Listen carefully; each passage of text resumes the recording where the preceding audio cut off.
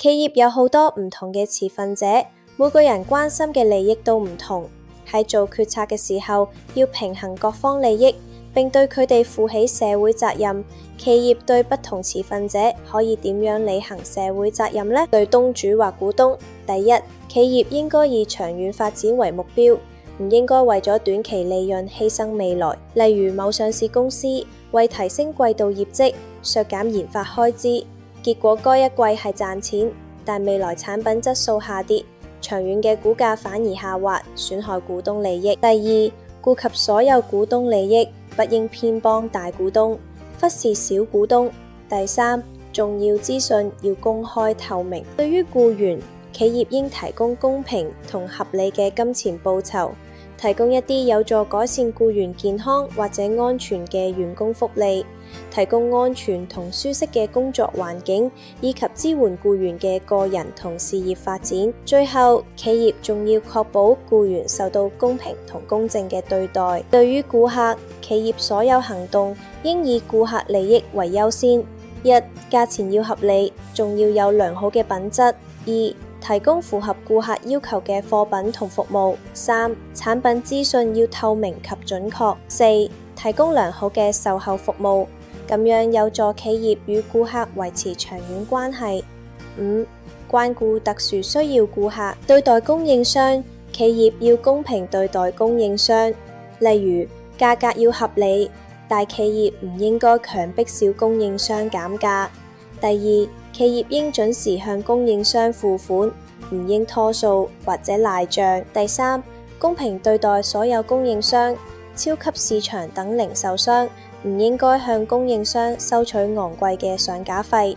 例子，某咖啡品牌承諾用公平貿易咖啡豆，保障小農戶嘅收入。對待分銷商，分銷商係協助企業將產品分發至顧客手上，所以企業應該第一，確保供應俾分銷商嘅產品品質良好；二，向分銷商提供支援，幫助佢哋銷售同推廣企業嘅產品。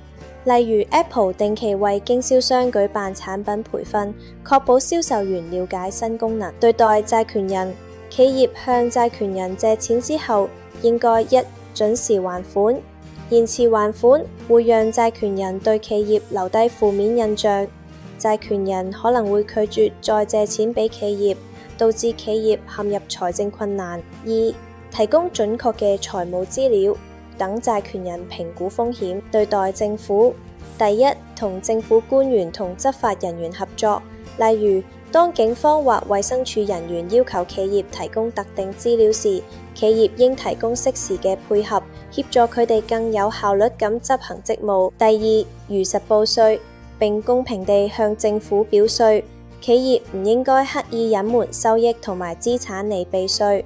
第三，採用政府提倡但唔受法律管制嘅道德營商手法，例子，某公司自願推行4日工作週，提升員工健康，亦都成為政府表揚嘅典範。對待社區，企業對社區有3方面責任。第一，減少對環境影響。例如，咖啡店鼓勵自備杯，送3門折扣，減少即棄垃圾。第二，盡量減少營運對環境嘅損害，例如餐廳妥善棄置垃圾，不深夜開霓虹燈，避免光污染。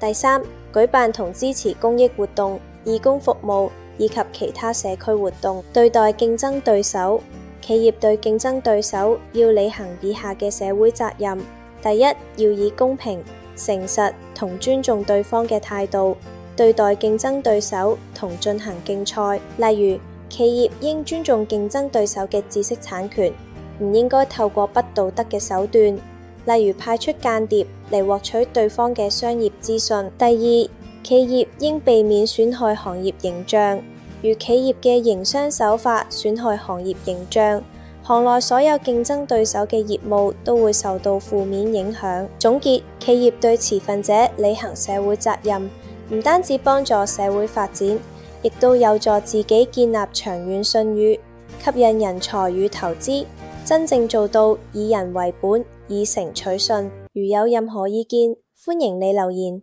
亦歡迎你嚟睇埋其他影片，一齊學習商業管理知識。